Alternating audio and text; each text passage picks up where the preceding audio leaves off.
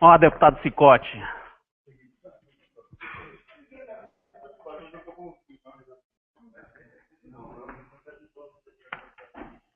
Só vira, só vira a coisa pra mim, de cabeça.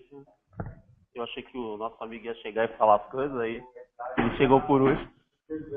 Ah, velho. Todo dia, cedinho, eu tô lá na Casa do Chapéu. Dá sugestão já.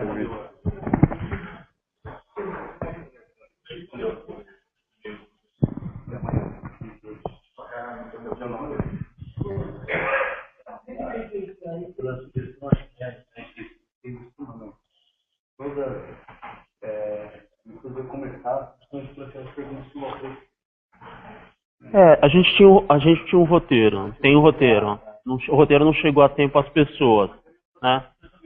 Não, vai ser feito. É uma coisa legal de também. Para saber o funcionamento. Ô, deputado, pela ordem. Vamos lá, ó. Então é o seguinte, você tem 30 minutos para falar, tá? Apresentação, porque a gente vai passar no Hangout agora, mas depois vai para o Facebook, para todos os filiados, tá? Então, definição da principal bandeira da tua campanha, biografia e inserção social, você já tem, tá tranquilo. O mapa da sua candidatura, localização, apoio, estratégia, financiamento, planejamento estratégico, né, o que pretende, como vai fazer, alinhamento da candidatura com ideias e princípios da rede. E aí, se você quiser começar com as perguntas do Valfredo. Só pediria para ir vendo, puder deixar aberto. Ô Valfredo, faz você a primeira pergunta e aí em seguida ele engata isso. Não, a gente deixa virado para você.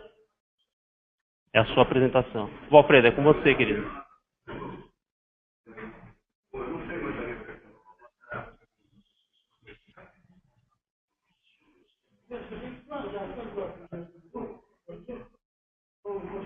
Aqui, ó, vou pegar.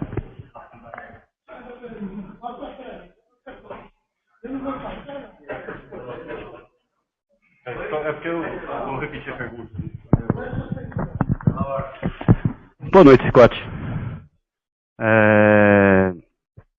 Bom, a pergunta que eu fiz, que eu estou fazendo é a seguinte: para a gente conhecer a pessoa Cicote, além do candidato, a gente conhecer um pouco do perfil do Cicote, tá? E algumas coisas que eu entendo que tem mais ou menos não explicitamente no Estatuto da Rede, mas fazem alguma referência que dão a entender alguns temas que podem chegar até a isso, né? Não quer dizer. Então, para conhecer a opinião do Cicote sobre redução da maioridade penal, reforma agrária, desmilitarização das polícias, Bolsa Família e mandato coletivo.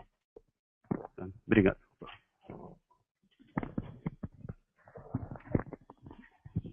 Boa noite a todos. Vocês têm Hangout aí? Tem? Então, já sei que tem que tomar cuidado com a fala. Mas... Bom, gente, eu quero cumprimentar aí a cada um de vocês que estão aqui presentes, os que estão pela internet também. Iniciar já dizendo que eu estava fora, acabei retornando ontem, então estou meio desatualizado do ponto de vista das posições políticas, apesar de já ter um panorama geral da nossa convenção. Estou à base de bezetacil, estou com uma tosse tremenda, então eu já vou pedir desculpa desde já por conta dessa tosse. Bom, com relação à maioridade penal, que aqui é o primeiro questionamento, eu tenho já uma posição já histórica de ser totalmente contra, né, essa redução. Eu acho que a princípio eu acho que tem aquelas falas superficiais que todo mundo conhece, então eu vou por esse caminho. Não vai resolver o problema da criminalidade, podemos baixar para 16 anos, se for o caso, depois vamos ter que reduzir ainda para 14 anos, se for o caso, vamos ter que reduzir para 10 anos. Né? Daqui a pouco vai acontecer igual lá no Afeganistão, né? Criança de 9 meses sendo processada por ter jogado uma pedra do outro lado da cerca, né? Acho que foi no Afeganistão isso, né? Não foi? Aconteceu aí, eu vi pela imprensa aí, né? Apesar de, eu acho que tem que realmente fazer esse debate e enriquecer mais. E os que justamente são a favor, tem o argumento de que temos aí jovens de 16 a 17 anos que são brutamonte, né, e tem já uma capacidade laborativa, tem uma capacidade, tem possibilidade de estudo, tem possibilidade de ter outras condições sem precisar ir para a criminalidade. Mas isso é um conceito que reflete a capacidade do Estado de dar o respaldo para que esse adolescente cumpra todas essas fases na sua vida. Poder estudar até os 14, 15 anos de forma efetiva, aos 16 anos entrar no mercado de trabalho. Eu acho que tudo isso acaba reduzindo, essa inoperância do Estado acaba reduzindo um pouco os argumentos daquelas pessoas que são a favor da redução da maioridade. Bom, reforma agrária, não vou fazer grandes considerações, mas sou a favor. A gente, acho que precisa ter alguns critérios do ponto de vista de investimento de Estado, investimento de governo. Nós temos aí o BNDES dando dinheiro para grandes produtores rurais, e aí quando faz reforma agrária num pedaço de terra, deixa lá o produtor rural sem mínimo de condição de poder exercer ali a sua função, cumprir a função social da terra. Então, é importante ter reforma agrária, mas é importante fazer de forma real. Senão depois sai na televisão dizendo o seguinte, está vendo, aquele produtor que ganhou um pedaço de terra, ele vendeu o seu pedaço de terra e voltou para a cidade. Olha só que picareta. Na verdade, é justamente o inverso. Enquanto os grandes latifundiários têm verdadeiras fortunas públicas nas suas mãos, aquele pequeno produtor rural, ele fica praticamente no sacrifício de fazer a produção na sua terra. Desmilitarização das polícias. Sou a favor. Bolsa Família. Eu sou a favor também com um adendo. Primeiro que nós entendemos, eu entendo que o Bolsa Família ele vem num momento importante, mas também foi no momento eleitoral. E aí eu não sei qual a posição do Dr. Caio, é a mesma coisa dos mais médicos, né?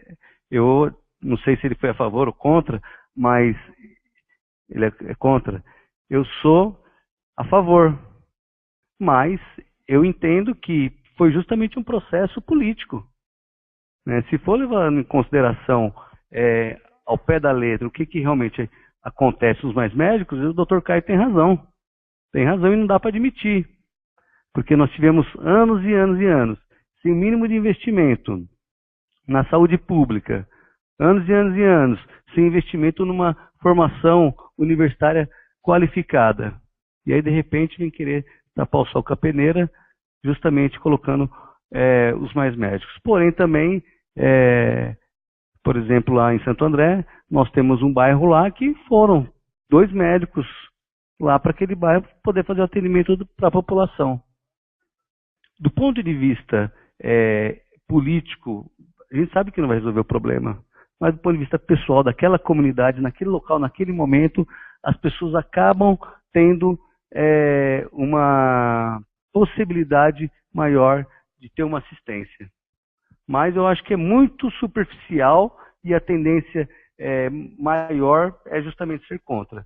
Mas eu acho que não dá para a gente fazer esse discurso sabendo que tem pessoas ali do outro lado da rua precisando de um médico. A gente tem uma... e aí no Bolsa Família justamente da mesma forma. Foi instituída aí mais como uma forma de reeleição e hoje é utilizado totalmente, no meu ponto de vista, como moeda de troca eleitoral.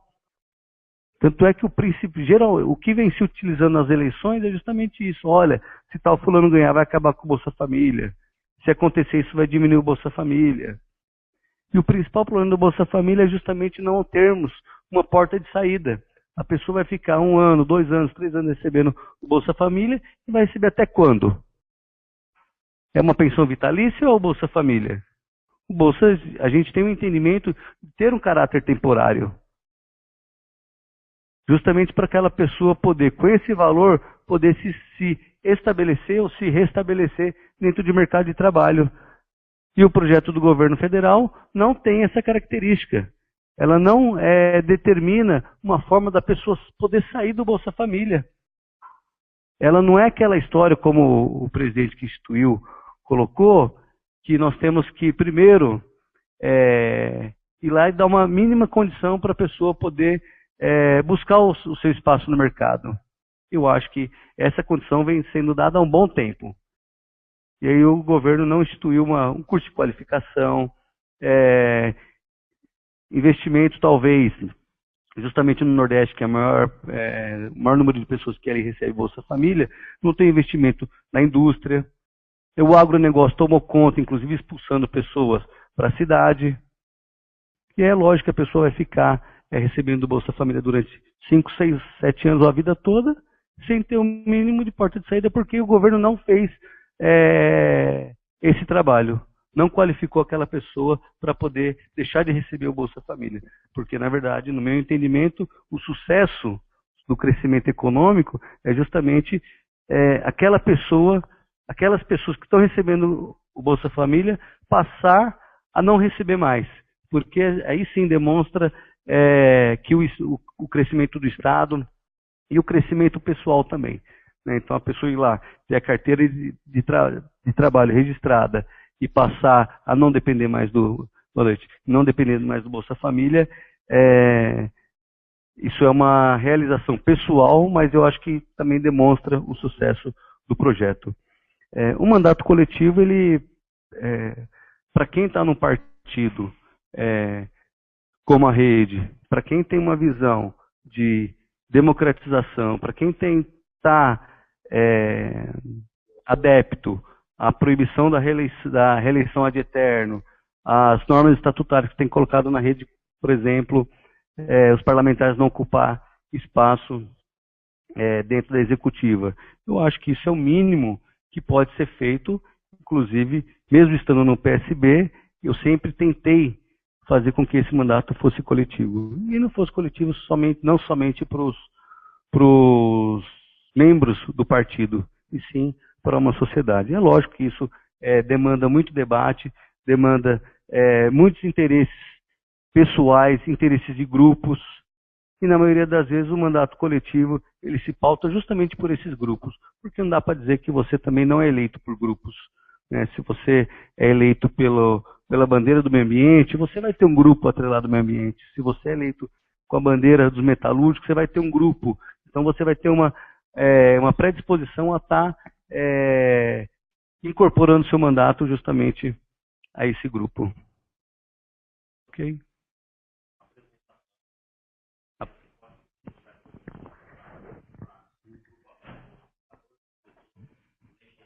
Uhum.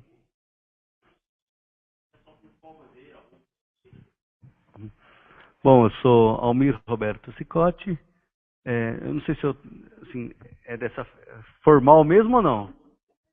Então tá bom. Então tranquilo. Então, não, é que eu não sei se quer fazer uma coisa formal e tal. Bom, então eu sou o Cicotti. Né? Sou o Cicotti.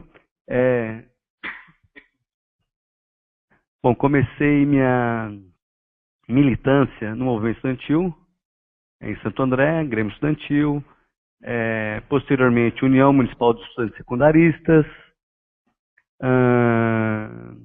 participei da formação e da fundação da juventude e do PT a nível nacional, a nível estadual. Obrigado.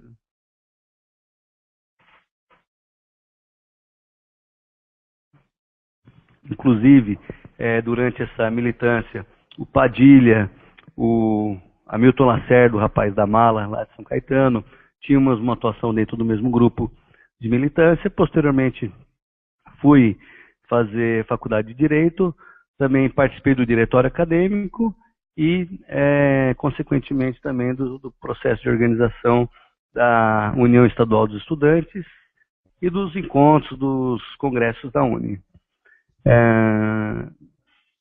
Eu sempre tive uma postura de participação muito partidária. Isso a gente traz geralmente dos partidos mais à esquerda, né, de discussão de grupo, de debates internos e sair com uma posição fechada. Inclusive, hoje o PT ainda mantém um pouco dessa postura, coisa que eu acho interessante do ponto de vista de um projeto de grupo. A partir da minha formação, eu morei fora, né, durante um ano, fui morar em Londres, retornando, realizei meu casamento, sou casado, tenho 2 filhos, e a partir daí eu comecei a militar na advocacia previdenciária, na advocacia civil, e sou advogado hoje no Sindicato dos Metalúrgicos de Santo André. Não sou metalúrgico, mas me considero muito atrelado por conta da história do meu pai dentro do sindicato e por conta da minha história dentro desse sindicato. Então, nas minhas eleições para vereador, sempre tive ali não um apoio da entidade, mas sempre tive muito acesso a essa categoria, então conheço um pouco do trabalho, porta de fábrica, tanto é que geralmente, como eu disse, o formato dos grupos que te apoiam é o formato que você vai fazer campanha. Então, por exemplo, eu ia fazer campanha em porta de fábrica, né? Fui eleito vereador com 3.200 votos, né, fazendo campanha em porta de fábrica, fazendo campanha na rua, fazendo campanha na feira, né? E cada um tem sua característica. O Dr. Caio provavelmente vai ter sua característica para fazer a campanha, mas isso, geralmente, essa característica ela é construída ao longo do tempo, ao longo da sua militância. Se sua militância foi mais os bastidores, sua campanha vai ser geralmente mais de articulação, mais de bastidores. Se foi de rua, sua campanha vai ser mais de rua, e assim seja. Bom, hoje eu ainda sou advogado dentro dos sindicatos metalúrgicos, saí candidato, saímos, eu e mais um grupo de pessoas, saímos do PT em 1996 por conta de uma disputa política na cidade, principalmente uma disputa sindical, onde o Sindicato de São Bernardo tinha uma predisposição a estar incorporando o Sindicato de Santo André, houve um racha, e nós ficamos dentro de um grupo que não ia na linha do Sindicato de São Bernardo. Então, quem não vai na linha do Sindicato de São Bernardo praticamente é contra o PT. Então, por conta dessa postura, nós praticamente, em grupo, decidimos a sair naquele momento. Posteriormente, me filiei ao PSB, onde estou filiado até hoje, né? Em 2008, saí candidato a vereador, minha primeira candidatura. Fui eleito logo nessa primeira disputa. Posteriormente, tivemos a reeleição. Fui reeleito pelo dobro de votos. Tive 3.000 votos na primeira e 6.000 votos na segunda. Então, eu acho que isso acabou um pouco me credenciando dentro do PSB para poder fazer uma disputa maior. Sabemos que é uma disputa difícil, que eu já vi aí mais ou menos a entrevista do doutor, quando você fala em valores, quando você fala em viabilidade de voto, às vezes quem não está na disputa não tem a noção. Quando começa lá no dia 7 de julho, que vai começar a eleição, que você começa a ver o tamanho da confusão que você entrou, né?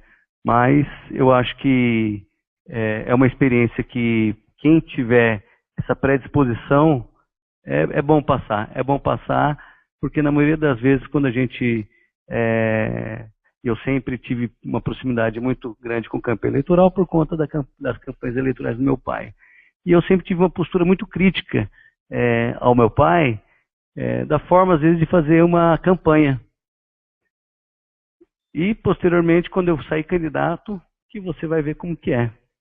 Por quê? Porque é sua cara que está ali, é você que responde, é você que apanha, é você que bate, né? Então é isso. Quiser saber como que é ser candidato, ao invés de ficar tacando pedra, vai lá e põe a cara. E aí vai ver a dificuldade que é. Então, quem tem essa predisposição, na verdade, é corajoso, é um guerreiro, tem os interesses, tem interesse de grupo, tem interesse pessoal, mas na ponta do lápis é um verdadeiro guerreiro, porque não é fácil ser candidato. Acho que o Valdec também já saiu candidato, tem outras pessoas que tiveram muita proximidade com candidatos. Então, quando você está apoiando, tem as dificuldades, tem os problemas, mas quando você dá a cara, aí, gente, é outra história.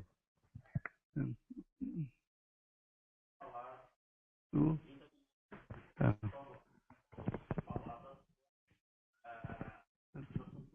Ah, tá. Sim, correto. Não, tranquilo.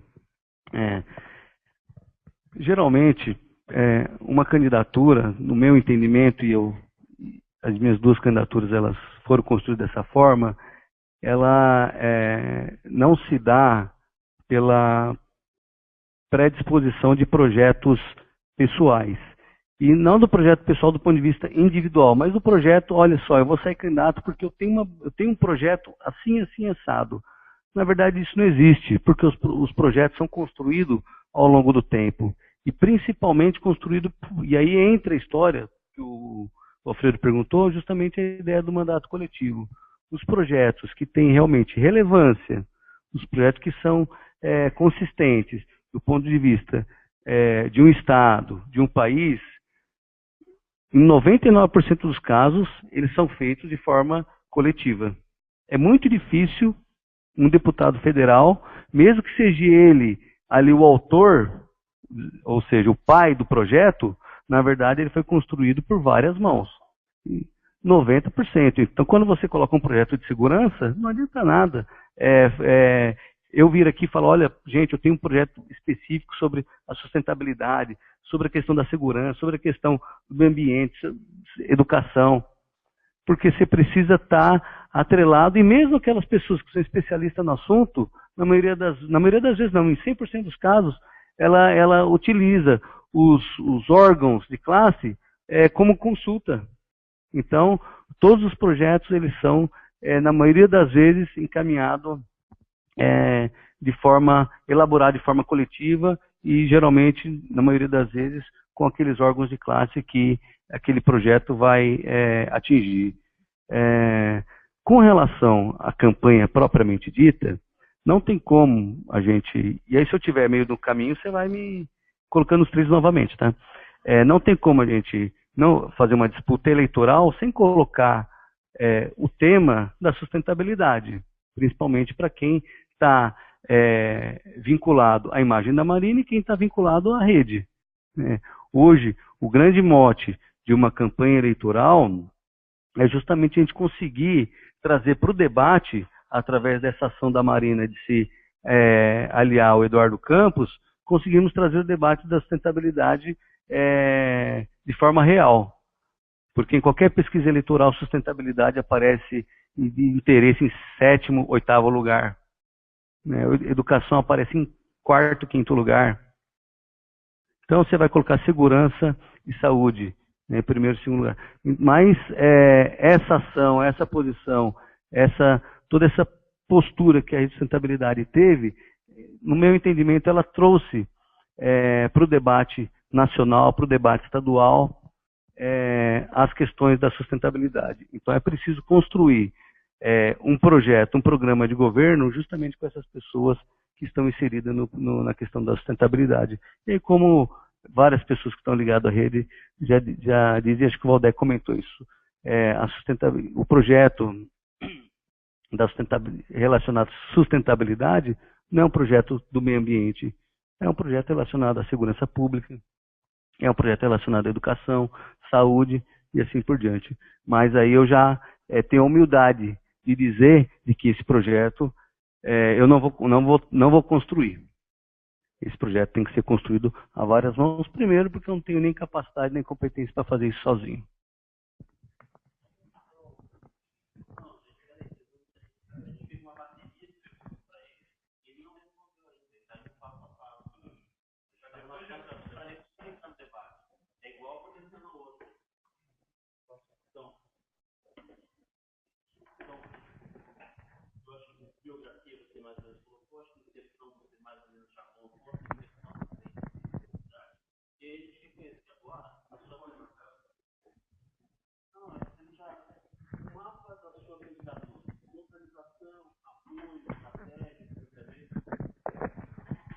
Bom, o financiamento eu vim aqui justamente para discutir isso com vocês.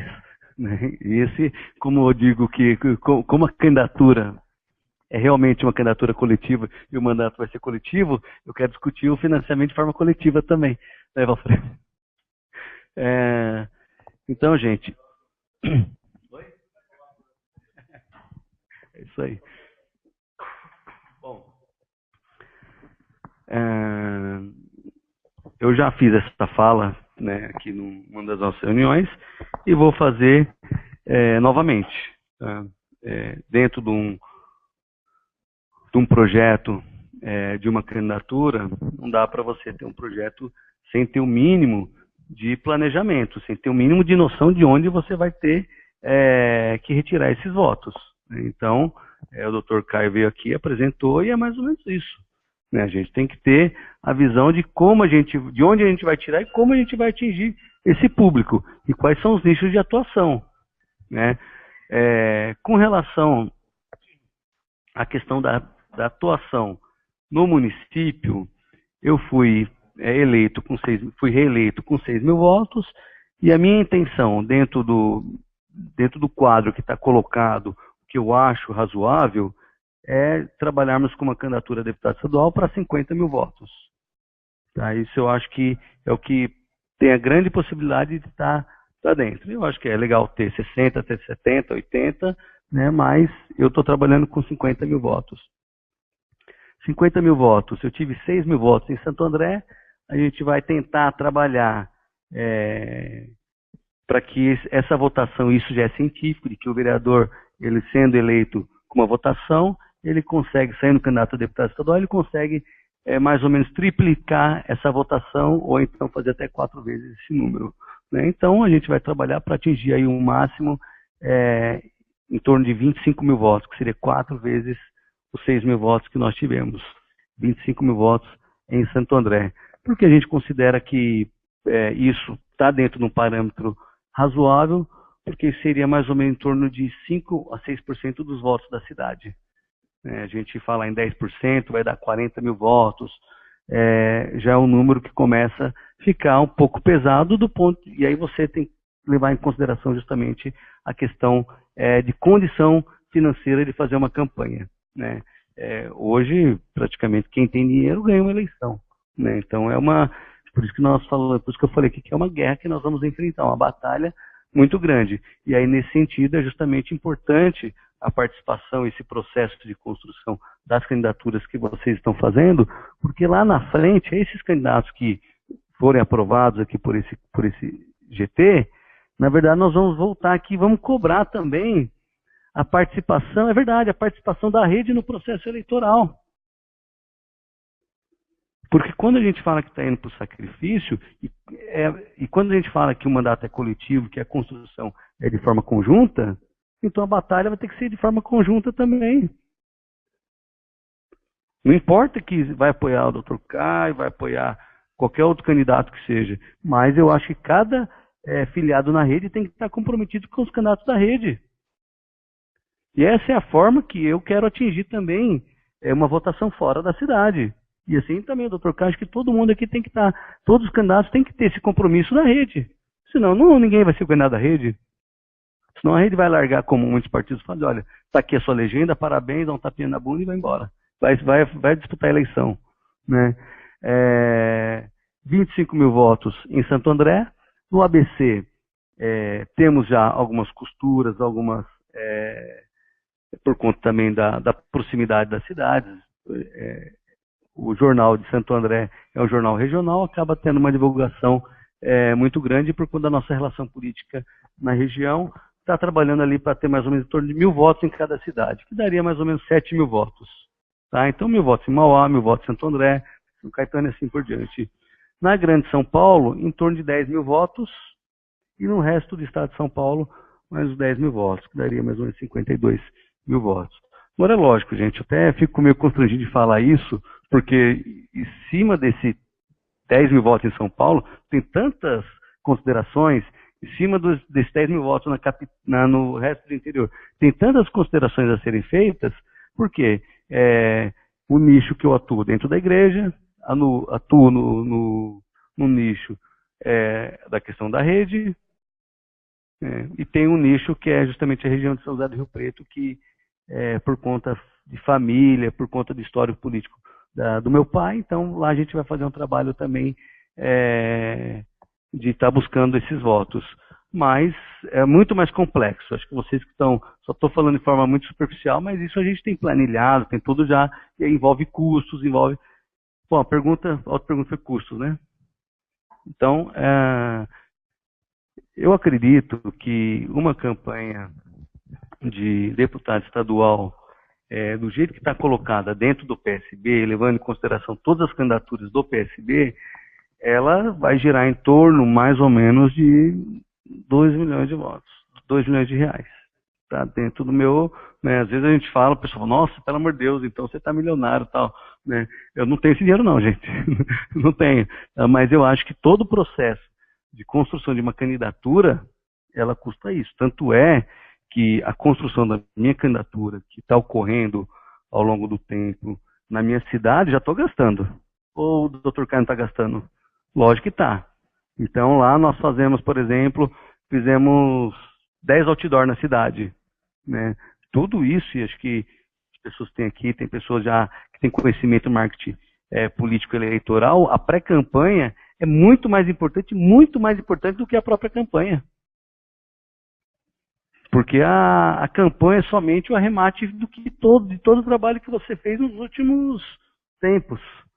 Né? Então, esse processo de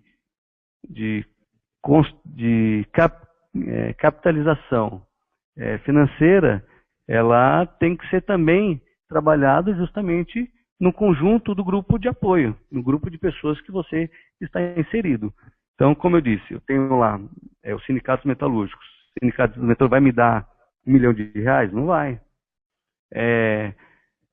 Outras entidades que estão me apoiando lá em Santo André vão me dar dinheiro? Provavelmente não. Mas eles dão condições que viabilize outras possibilidades de voto, que não necessariamente seja dinheiro. Então, por exemplo, quando eu vou na porta de fábrica, junto com o presidente do sindicato, ou com os eu vou numa assembleia dos metalúrgicos, junto com o pessoal do sindicato, isso não tem valor financeiro. Mas, implicitamente, tem. Implicitamente tem. Então, tudo isso são as considerações que precisam ser feitas, mas na prática, e aí não dá para fugir disso, não dá para a gente fazer campanha, por exemplo, eu também citei esse fato aqui, então acho que é público, quando você fala em fazer uma equipe para colocar na rua, porque eu não acredito que tenha outra forma de ganhar uma eleição, a não ser pé de barro. É na rua, é batendo palma. Existem outras formas de agregar. Rede social, internet, YouTube, você fazer outros tipos de marketing que realmente agrega e valoriza a imagem do candidato. Mas, sem ter a história que eu contei aqui para vocês, pé na rua, de colocar o carro de som, você ir lá do lado de fora, gastar a sola de sapato, para mim, eu não tenho, não vejo outra alternativa, a não ser aquelas pessoas que já têm uma mídia espontânea, fácil. Então, você pega Tiririca, Feliciano, essas pessoas que já têm ou um artista que já tem uma exposição espontânea, eles vão fazer campanha tranquilo. Sem precisar ficar gastando sola de sapato. E aí isso faz com que a campanha também fique mais barata. Porém, também, uma equipe que você vai para a rua, custa R$10 mil uma equipe por mês. Então, quando você coloca um carro com gasolina para andar o dia todo, com um motorista, com 4 pessoas andando, ninguém mais. Gente, não dá para ter mais a ingenuidade de que tem partidos ainda que fazem campanha com militância. A militância que tem aí um partido que é o que está no governo, eles são remunerados e muito bem remunerados, com altos cargos. Então, para você colocar uma equipe, por exemplo, em Santo André, que custa em torno de R$8 a R$10 mil, uma equipe total, 2 meses vai dar R$20 mil. Se você colocar 10 equipes para cobrir a cidade toda, é um valor considerável. E aí quando você vai expandir isso para as outras cidades, para o estado todo, né, você tem que começar a considerar onde você fazer campanha. Então, por isso que uma das estratégias que vai utilizar é fazer campanha exclusivamente, quer dizer, não exclusivamente, mas prioritariamente em Santo André e no ABC. E vamos buscar outros nichos dentro das nossas relações. Tanto é que nós temos hoje contato e relação com 46 cidades. né? Ah, vai virar 100 votos, 200 votos, 300? Não sabemos. Por quê? Porque a gente não vai poder estar fazendo grandes investimentos numa campanha fora do seu reduto eleitoral. Então, por isso que a possibilidade de buscar voto ela vai reduzindo por conta dessa questão do custo, né? Então, dessa forma, a gente vai agir de forma prioritária no ABC e está buscando nessas 46 cidades aí uma forma de fazer uma campanha. Aí sim, entra a questão da internet, entra a questão da rede de sustentabilidade, entra a questão da igreja, entre os nichos entra família, entra os nichos, os outros viés que não seja diretamente do ponto de vista que não vão ser atingidos com uma propaganda mais intensa, igual vai ser o pessoal de Santo André, né? Vai ser mais voto de relacionamento.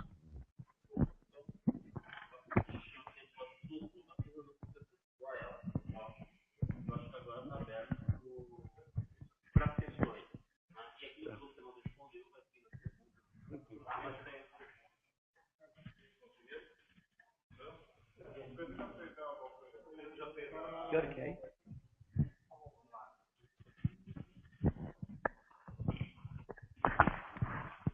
Cicote. Valdec. Faz isso aqui.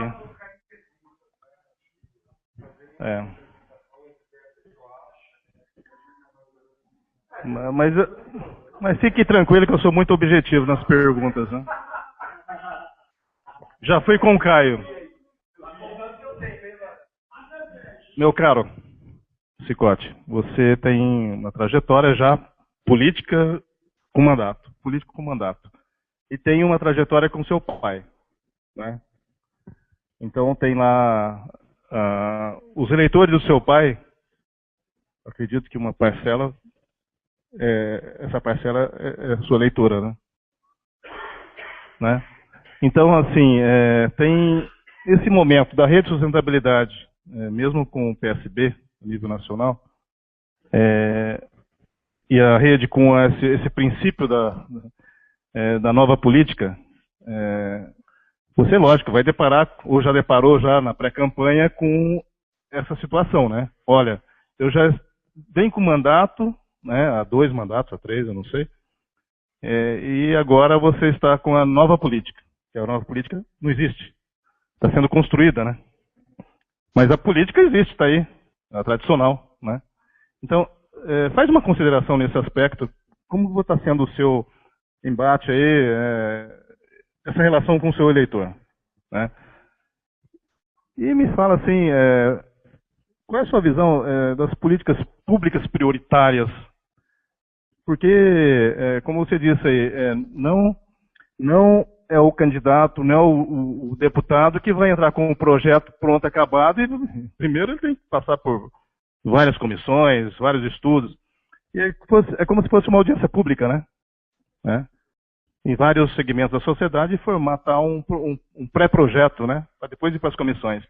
Tá? Qual é a sua bandeira mais forte dentro da sustentabilidade, incluída como transversal, em uma das políticas públicas suas? Só uma só.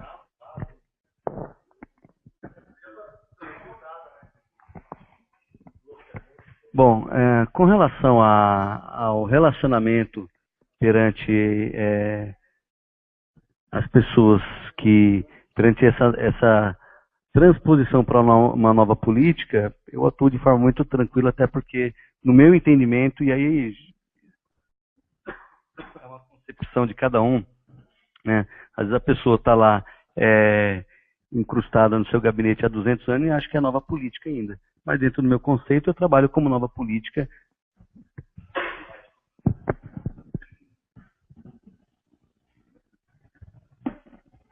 Doutor, tem um remedinho aí, doutor?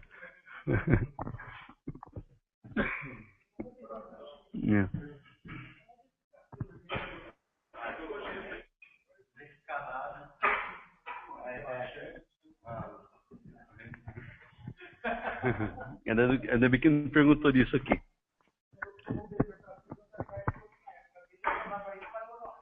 Gente, acho que eu falei demais, arrebentou de novo a garganta. Bom, Eu trabalho com o conceito de nova política. Trabalhar o conceito de nova política é o trabalho que você faz no dia a dia.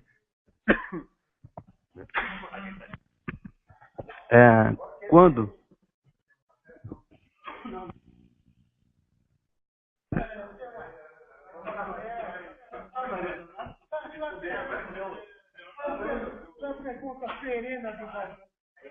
Agora a minha que você vai se engasgar de vez. O problema não é pergunta, o problema é sócio. Você não quer fazer outra pergunta?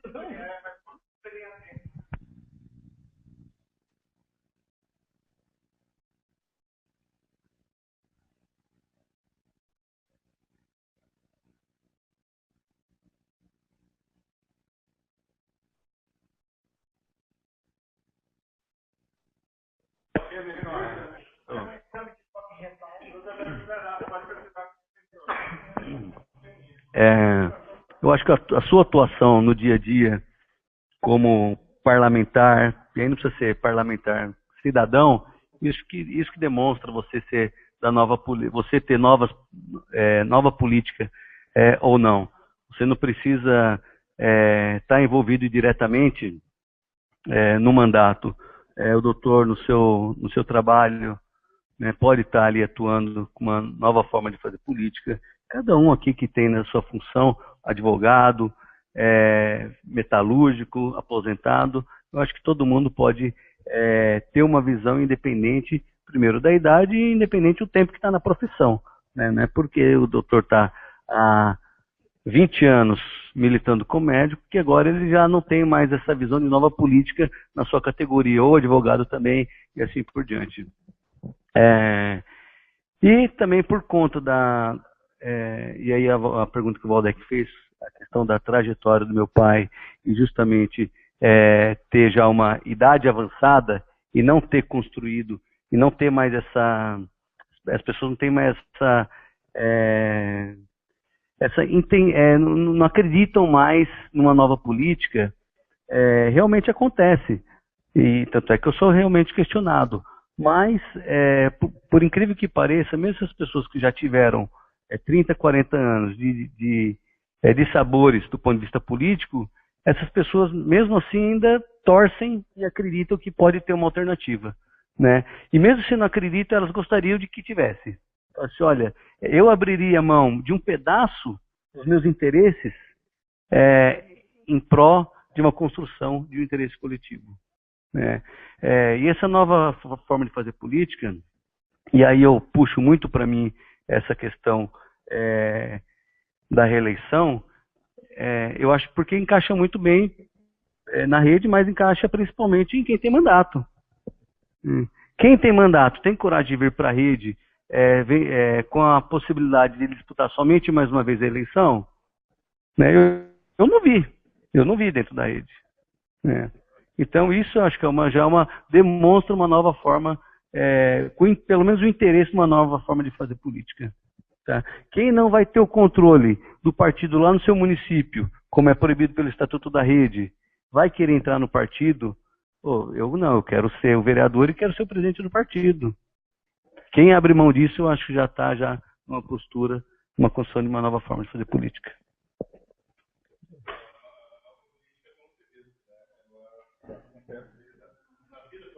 Na vida cotidiana. Ô, Chicote, dentro daquilo que o Lucas já falou pro...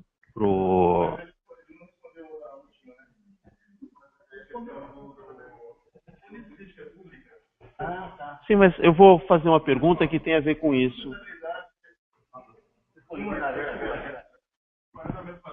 Eu vou na mesma linha, então a primeira coisa que eu queria te perguntar é o seguinte.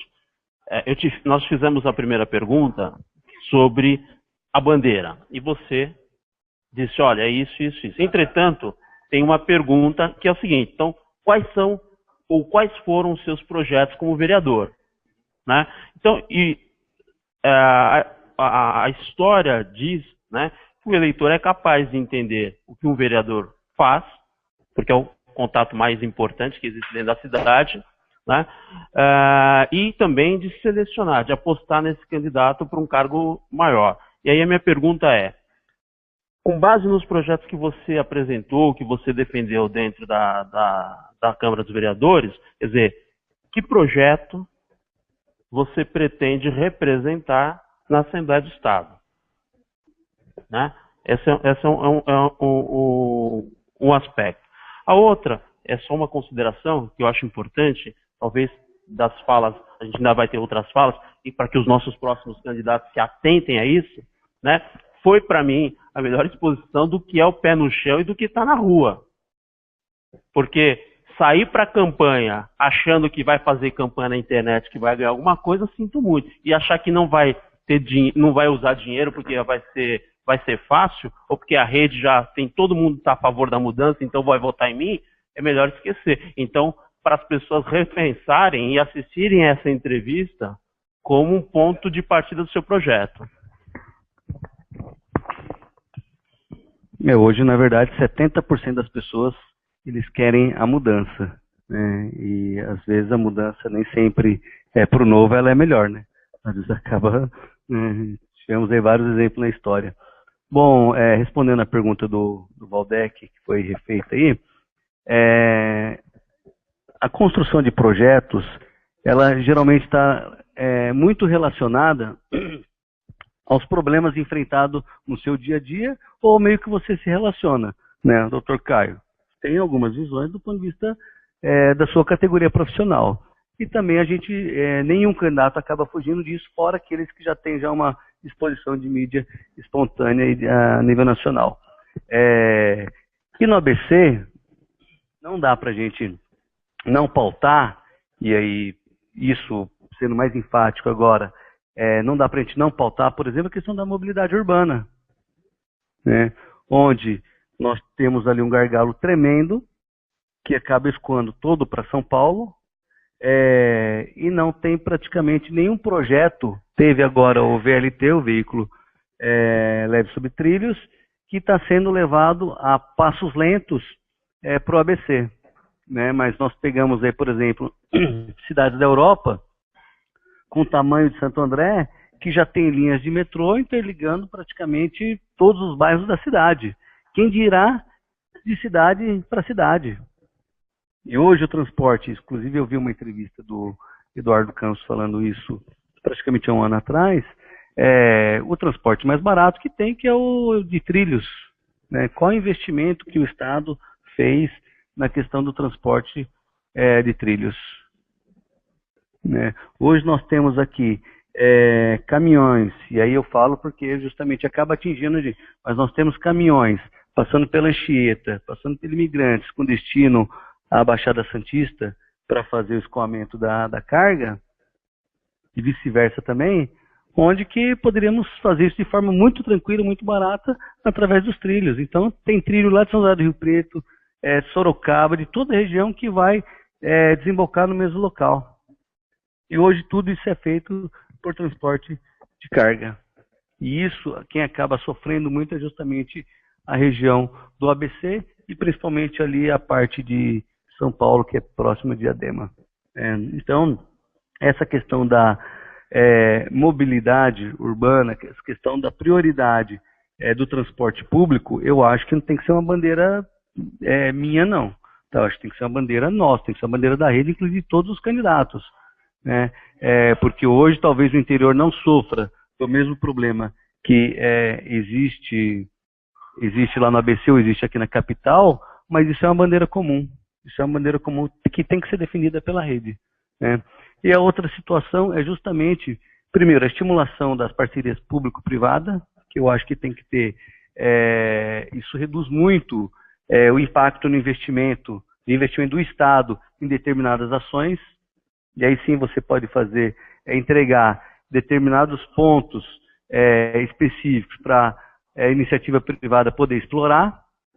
E, por último, também, eu pelo menos quero tentar fazer essa discussão como deputado dos arranjos produtivos locais, que é justamente o fortalecimento dos consórcios entre os municípios em cada região. Então, região de Araraquara, região de São José do Rio Preto, região do ABC, né? Região do ABC já tem o consórcio intermunicipal Então, você consegue, através desse consórcio intermunicipal, articular com todos os municípios situações específicas que atingem a todos. Então, hoje nós estamos debatendo lá, é uma coisa simples, mas só vou citar para demonstrar a capacidade de colaboração, de integração que está se iniciando. Nós vamos ter, provavelmente, pontos de ônibus idênticos nas 7 cidades do ABC. Né? Parece que isso não tem nada a ver, mas tem. Porque cada prefeito que é eleito, uma das primeiras coisas que ele faz é pintar o ponto de ônibus ou trocar o ponto de ônibus. E justamente o que nós não temos, o que falta na administração pública, é um planejamento para 10, 15, 20 anos. E não um planejamento de um prefeito, de um candidato. Né? E aí, com isso, você consegue também atingir e verificar a vocação real de cada município.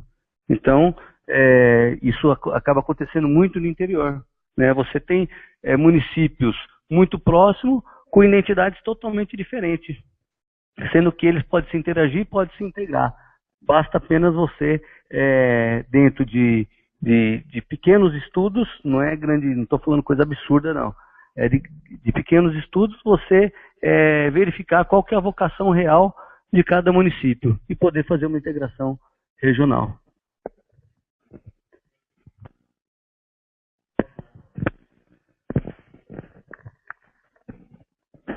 Oi, Scott, bem-vindo. Obrigado por ter vindo aqui.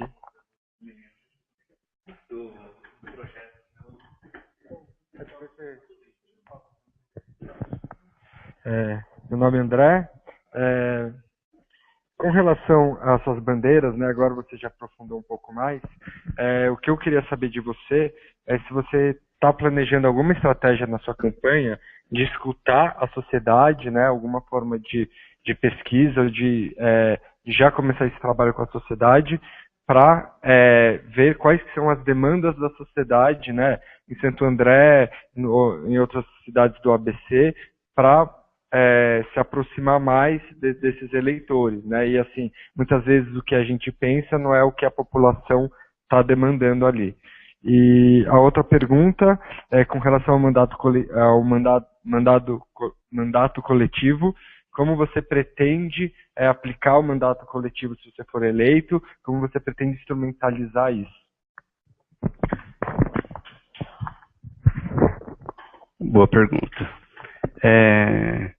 Bom, com relação à pesquisa, à verificação de ideias, de propostas da população, realmente o que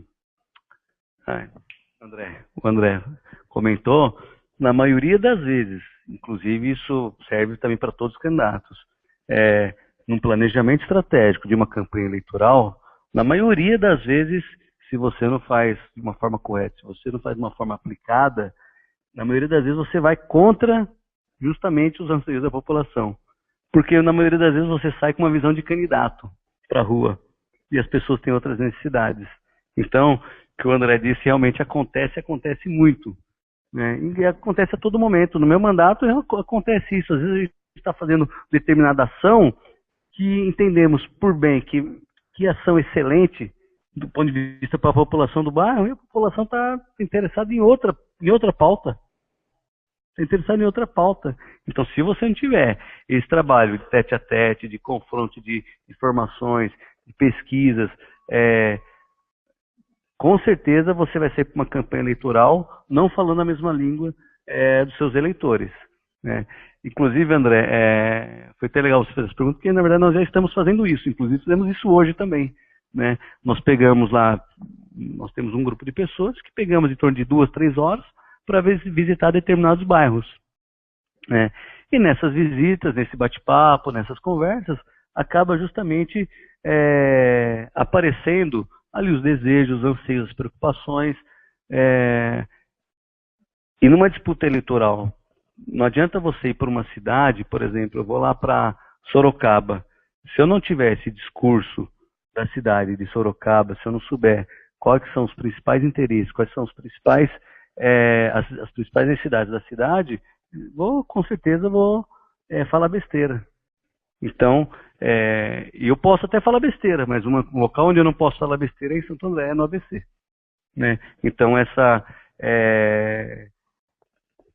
forma de questionar, essa forma de incentivar, inclusive a participação, né, das pessoas no mandato, é justamente você indo até o local, fazer visita, conversar, dialogar e falar, vai lá tomar um café. Quando a pessoa vai lá para tomar um café, ela começa a ter uma participação, uma proximidade com o mandato do vereador, do deputado, muito mais consistente. E o mandato coletivo, André, isso na verdade é uma discussão partidária, né? Eu não sei como o partido vai querer discutir isso. Eu, por exemplo, em Santo André, nós tivemos lá, e eu não, do ponto de vista, eu não sei qual que é a opinião das pessoas com relação a isso que eu vou falar, né? Porque às vezes a pessoa acha legal, acha que não, isso é acerto de campanha, isso é acerto político, não, o que seja. Mas o que nós fizemos lá em Santo André? Nós tivemos uma disputa eleitoral, inclusive eu sempre digo que quando eu fui ser candidato pelo PSB, nós já tínhamos 2 vereadores, e nós temos um planejamento estratégico, e nesse planejamento o grupo de apoio que estava ali disse o seguinte: Cicote, vai eleger quantos vereadores do PSB? E eu dizia assim, vai eleger 2. E quantos tem? Não, tem 2. E eles falaram, cai fora daí, porque se vai fazer 2 e já tem 2, é lógico que esses 2 vão ser reeleitos. A dificuldade só vai aumentar demais, né? E eu acabei, né, argumentando, acabei ficando no PSB, fui eleito, né, o mais votado, e um deles ficou de fora, né? E desde aquele primeiro mandato, nós tínhamos, eu e o outro vereador, nós abrimos, e aí sendo de forma mais concreta, 2 vagas de assessoria para aquelas pessoas que foram candidatos. Então eu tinha 2 pessoas que teoricamente iriam concorrer comigo depois de 4 anos, e o outro vereador, que era o Zé Ricardo, também tinha duas pessoas que saíram candidatas pelo PSB, que também estavam trabalhando tinham cargo no gabinete dele, né? Foi a forma que a gente encontrou para poder realmente construir de uma forma um pouco mais coletiva, né? E aí, do ponto de vista das estruturas que tiveram numa campanha, por exemplo, sindicatos metalúrgicos, eles não tinham necessidade de estar concretamente dentro do mandato. O que eles querem é opinar, querem ajudar se for possível, quer ter a proximidade com o mandato. Porque é importante para a instituição dizer o seguinte: olha, lá é o vereador que me representa é tal, lá o deputado que me representa é tal. Na Unimed, a Unimed investe lá, né? Inclusive se sobrar recurso, você manda para cá, hein, ó, doutor? A Unimed investe por quê? Porque eles querem ter um representante lá. Lógico, os interesses não importa, mas com certeza os mesmos interesses metalúrgicos, quer dizer, não são os mesmos interesses, mas são interesses, né, de defender a classe, defender ali os seus projetos. Então nós utilizamos dessa forma, viu, André? Abrimos ali 4 cargos para pessoas, porque nós entendemos que quem contribui para a eleição dos mais votados é justamente a chapa completa. Então, se tiver só eu como candidato, eu teria que ter 20 mil votos para fazer uma única vaga. Então, essa foi a forma que nós encontramos para poder fazer de uma forma mais democrática, mais diversificada. Não sei se é o correto ou não, mas foi isso que nós fizemos.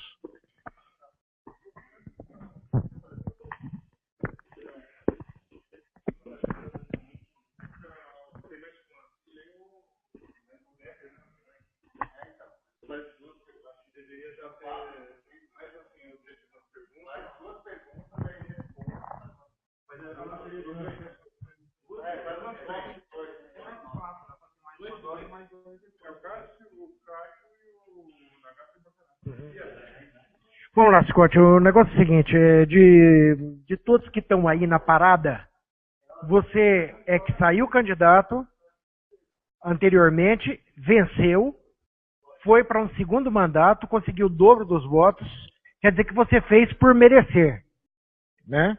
Então você fez por merecer por quê? Porque tu já tem essa sintonia com a população, aprendeu a chegar mais próximo da população. O pessoal está muito preocupado aí com a questão do financiamento de campanha. E aqui entre nós, e eu já falei que na próxima reunião eu vou bater em cima disso, que já deveriam estar os candidatos da rede na rua. Então, hoje por hoje, o TRE não permite que faça campanha política. Mas eu vi que teve um que teve presença de espírito e pegou quando foi aquela promoção aí da 1 hora sem luz, foi para a rua, foi para o meio da rua junto com o pessoal e foi fazer a divulgação. Foi esse cara aqui. Então ele fez por 2 motivos. Primeiro, porque realmente o movimento era interessante. Segundo, porque ele foi dar a cara dele. Ele foi se mostrar, ele falou, tô aqui. Porque uma coisa é um indivíduo dentro do gabinete. É muitas vezes aquela atividade que ele faz com o eleitor que ninguém vê e que tem esse assistencialismo, que aparece a velhinha lá que votou nele e falou, seu Cicote, eu tô aqui com uma receita que o médico mandou e tem um remédio aqui que eu não posso comprar. E essa atitude dele ninguém vê. É só ele e a consciência dele de muitas vezes atender a pessoa na sua necessidade imediata. Mas quando ele vai para a rua, ele atinge diretamente a multidão, que vê o Cicote lá, preocupado com a relação com o meio ambiente e tal. Nós temos alguns problemas urgentes, que é o problema da água. Então era para ontem fazer um abaixo-assinado, uma ação civil pública, ou um pedido de CPI, que a gente sabe que não vai sair, porque aqui no estado de São Paulo não tem como sair CPI, porque eles têm toda a cobertura deles. Então, a minha pergunta para você, e para ficar registrado no Hangout em vídeo, e para os colegas aqui, é sobre essa urgência da campanha começar já. E já que não se pode começar a campanha em cima de eleger o candidato, que se campanha em cima de um processo limpo. Inclusive na faculdade, que é um público que em tese não seria tanto ligado a você.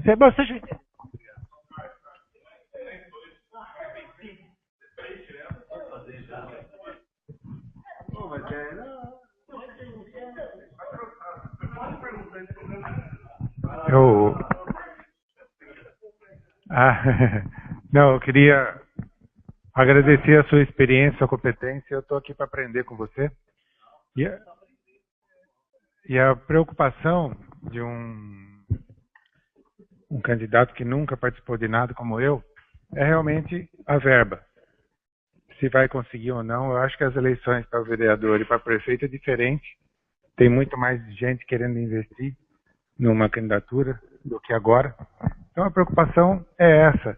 E pergunto a você, como também agir nesse sentido de não se comprometer com alguém que queira ajudar, né? E o que pode ser feito desde já, além dessa ideia maravilhosa do que o Cássio falou, dos abaixo assinados e a gente ir para a rua, né? O que mais você aconselha para a gente fazer?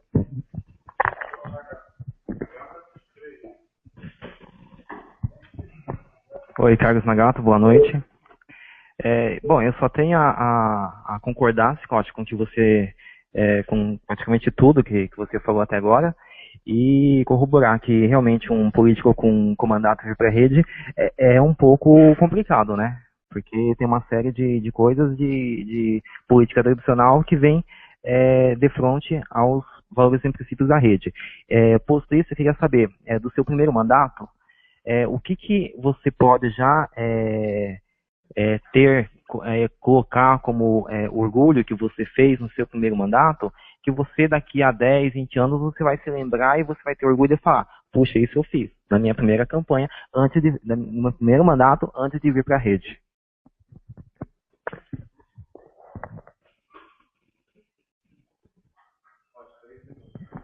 Ô, louco. Bom, rapidinho. Vou começar pelo Nagata. Assim, a gente acabou elaborando vários projetos, porém o vereador ele tem uma dificuldade muito grande, porque ele não pode apresentar projeto que demandam recursos para a administração pública. Tá? Então, por exemplo, nós temos lá o projeto de desconto de IPTU para quem colocar o seu reservatório subterrâneo, captação de água. Né? Não pode. Né? Tem que transformar em indicação, e o prefeito faz se quiser. Projetos de, por exemplo, estabelecimentos de lava rápido, poder captar água da chuva para poder utilizar na lavagem de carro. né? Pode ser feito, mas o poder público, na maioria das vezes, não investe nesse tipo de iniciativa. Não tem interesse, porque a companhia de água, e aí entrando um pouquinho, a companhia de água Sabesp, lá em Santo André, é o Semasa, eles vendem, o que que eles fazem? Eles vendem água. Então, justamente, eles não incentivam a utilização sustentável, por exemplo, da água de chuva, né? Mas, assim, de forma mais concreta, nós elaboramos um projeto chamado Ficha Limpa Municipal. Esse projeto Ficha Limpa Municipal, ele acabou sendo difundido praticamente para todas as cidades do estado de São Paulo, inclusive o projeto que foi aprovado aqui na capital é idêntico ao meu projeto, né? É idêntico. E eu que elaborei esse projeto, foi o primeiro projeto a ser protocolado lá, foi em Santo André. E nós tivemos vários problemas na aprovação dele. Vários. Porque o PT, na verdade, ele era contra. Ele era a favor porque ele era oposição, né? Então ele queria ser aprovado, queria que aprovava o projeto, mas por uma questão de estratégia, a gente não sabia se ia ter 14 votos ou não. Então toda a sessão acabava adiando. Toda a sessão acabava adiando até a gente conseguir, até a gente chegar num momento interessante para poder colocar. Bom, assim seja. O PT ganhou a eleição, o projeto continuou. E quando eu fui falar para votar, aí a minha surpresa, eles eram contra o projeto Ficha Limpa, né? Nós tivemos uma atuação muito consistente na internet, os meios de comunicação, imprensa, tivemos uma relação muito próxima com as organizações não governamentais, com as entidades, OAB, a CISA, sindicatos, associações, onde nós fizemos visitas, assembleias, reuniões em defesa do projeto Ficha Limpa. Igreja evangélica, igreja católica, fomos para a rua justamente para defender esse projeto. Bom, final das contas, isso foi no ano passado, não tinha mais ambiente para eu continuar tocando esse projeto do ponto de vista de articulação, resolvi colocar para votar mesmo sabendo que ia perder. Coloquei para votar o projeto Ficha Limpa Municipal, como eu disse, o PT votou contra. O PT votou contra, não foi aprovado, porém no outro dia deu uma grande repercussão na cidade. Imprensa, meio de comunicação. 2 dias depois eles tentaram reapresentar o mesmo projeto, né? Mas toda a costura política já estava feita, eu já tinha feito grandes abaixo-assinado, divulgação, feira, porta a porta, fizemos lá, tudo que podia ser feito nós fizemos com relação à divulgação do projeto. E aí eles achavam que eu iria votar contra por conta do projeto não ser meu. É lógico, eu fui para a tribuna, acusei de plágio, de incompetência, né? Também fiz lá o meu, né? Isso aí, fiz lá o meu merchan. E aí logo esse projeto foi aprovado. Então foi aprovado e nesses 3 últimos meses aí a gente teve uma repercussão muito boa dentro da cidade, nas ruas e tal. Pô, mas só falei disso ainda. Só responder as outras 2, um minutinho para responder. A iniciar a campanha, Cássio. Na verdade, Cássio, a campanha já iniciou. Eu já iniciei.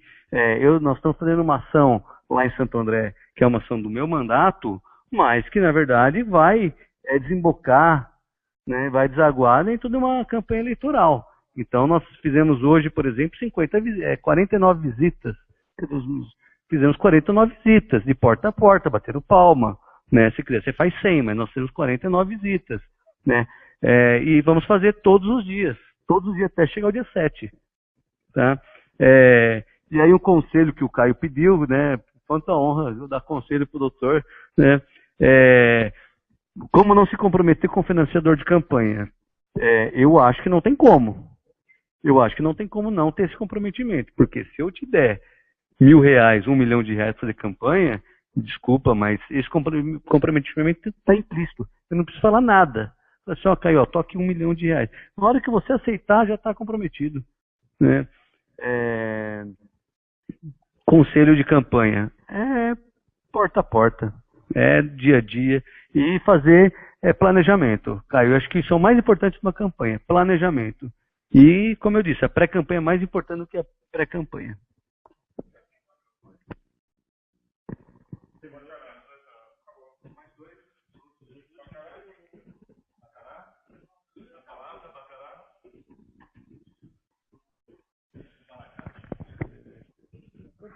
foram feitas hoje? Quantas visitas foram feitas hoje? 49?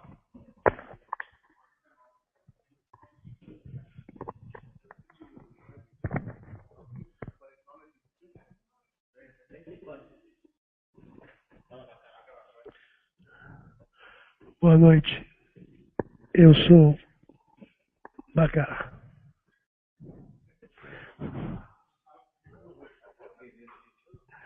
Tem muita gente vendo.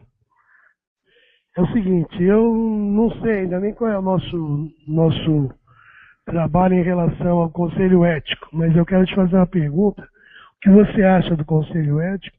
Como você acha que deve ser a campanha dentro da rede? Qual é o teu comprometimento com os nossos candidatos a governador, a federal? E eu tenho uma terceira aí, eu queria deixar para o final. E eu escuto um nome aí, eu não sei nem que partido pertence, lá de Santo André, que você parece que está meio ligado a ele. Eu não sei se é nome de bem, porque eu não sou de lá nem nada. Um tal de Aidan. Né? Não sei se foi prefeito, que foi lá. Então eu quero saber exatamente isso. Quer dizer, o que a gente está escutando, eu quero colocar para saber se eu estou alguma coisa certa ou não. Se não está nem decidido, né, se a gente vai exigir que os nossos candidatos só façam dobradinhas com os nossos. Na minha concepção, eu sempre teria que ser só nós, e teria que ser 1 ou 2 estaduais e um federal. Mas, o que você acha disso? Né? Você vai se manifestar com o nosso candidato, sei lá quem vai ser? E em relação a essa pessoa, Aidan, né? Parece que chama. É só isso.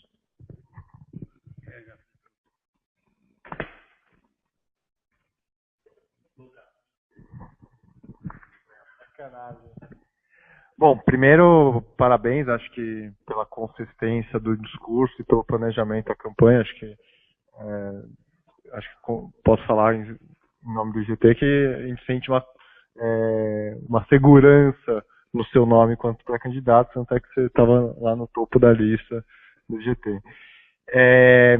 Sobre pergunta, na primeira entrevista que a gente fez com você citou 2 problemas importantes que eu se deve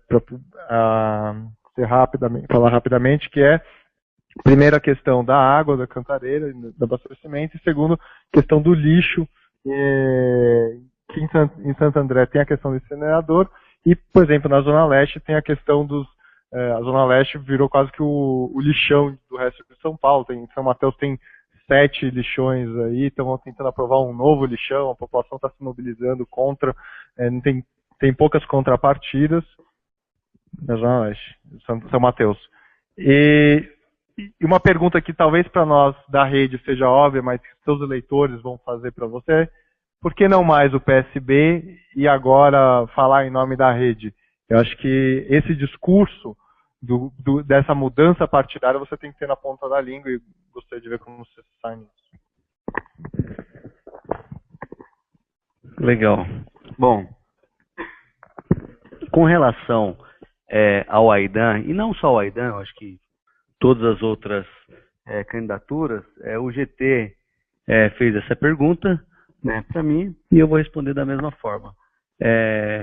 Nós temos conversas e diálogos com vários candidatos a deputado federal, né, e de vários partidos.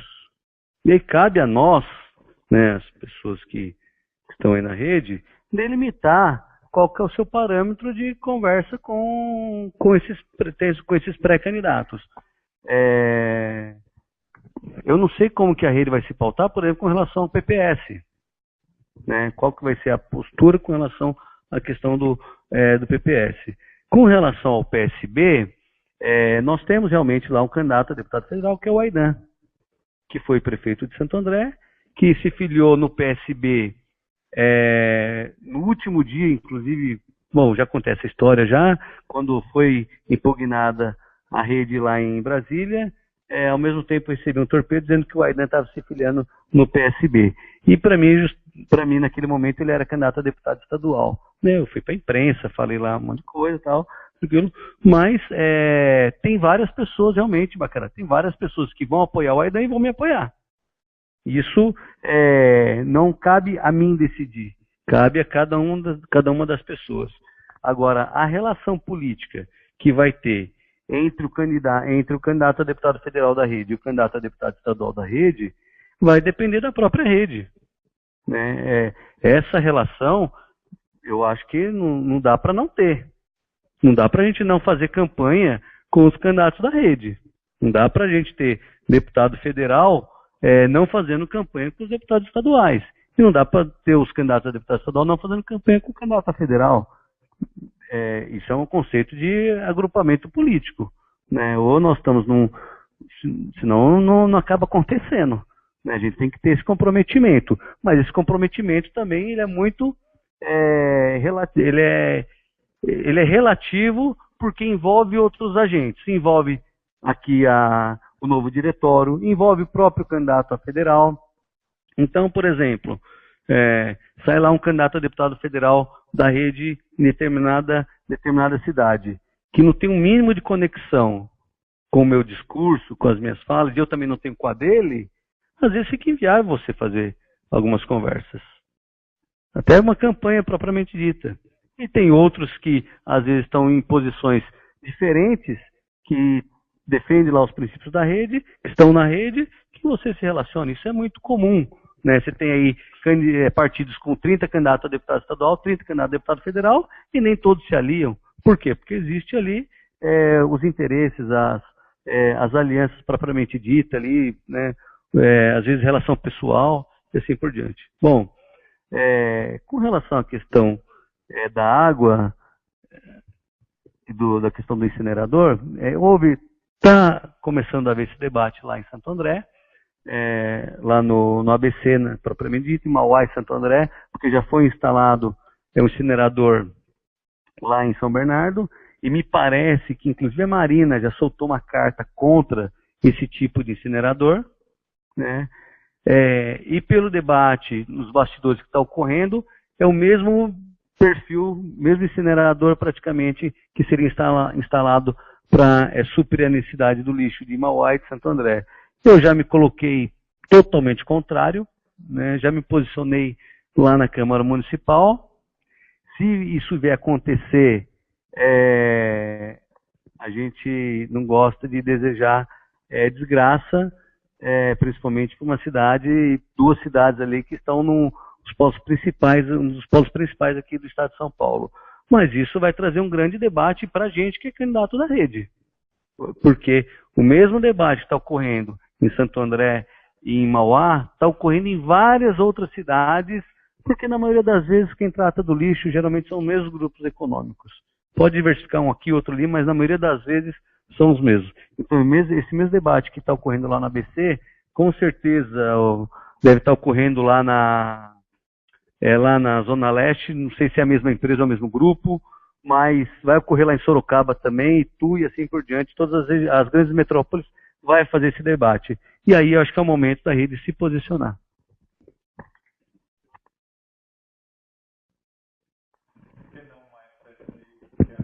Muito importante, muito importante.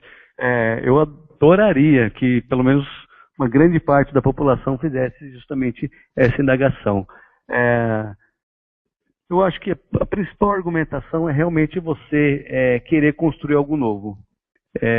Quando você não tem nada e quer construir, eu já até acabei fazendo essa fala, mas quando você não tem nada e quer construir algo novo, é fácil. Geralmente a gente comenta isso muito com o comunista, né? O comunista só é a favor de dividir quando ele não tem nada. Quando ele tem muita coisa, ele é contra, né? E é justamente, como eu disse, com relação ao meu mandato. Se eu tivesse, e na maioria das vezes, foi importante essa pergunta, porque na maioria das vezes eu dou essa explicação lá. Porque isso é uma fala fácil de convencimento, que é justamente de que você proíbe na rede a reeleição ad eterno, admitindo somente uma reeleição, eu estou abrindo mão praticamente do meu mandato, ou seja, não estou querendo fazer carreira política dentro da Câmara de Santo André ou dentro do Parlamento. Obrigado, gente.